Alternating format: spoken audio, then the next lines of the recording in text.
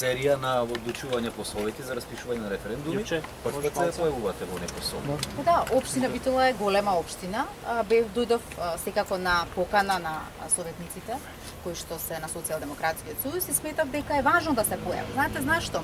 Поради тоа што многу е страшно што советниците на ВМРО ДПМН под палката на Никола Груевски и останатите во нивната партија се трудат да ги манипулираат и лажат граѓаните. Многу е страшно да се лажат граѓаните. Јас сум чиста и искрена пред себе, исто така и владата.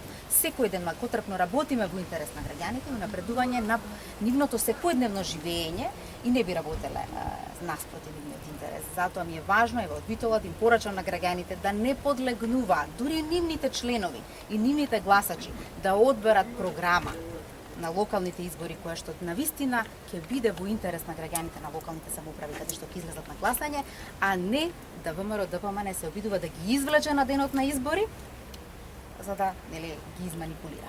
Важно е да да граѓаните си прочитаат програма, си го видат кандидатот и да си гласаат. Ова со референдумот е единствено обид за манипулација и лага кон граѓаните. Дали вака би реагирале доколку референдумот не беше најавен за денот на изборите?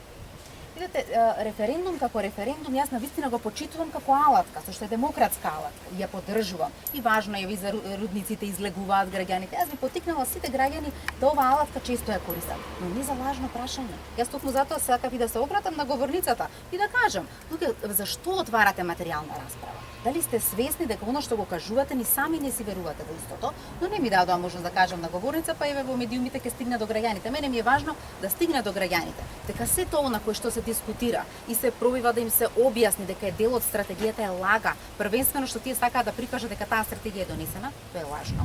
Втора работа, таа стратегија е еднаква на она што тие ја донеле во 2009 година и трета работа не се однесува на мигранти и мигрантска криза, туку се однесува на бегалци и лица кои што имаат субсидиарна заштита во Македонија, а Македонија тоа го има како законска обврска. Оваа стратегија не излегува надвор од законските обврски, а законите ги донеле ВМРО ДПМН, кои што знаеме во изминатите 11 години го има мнозинството.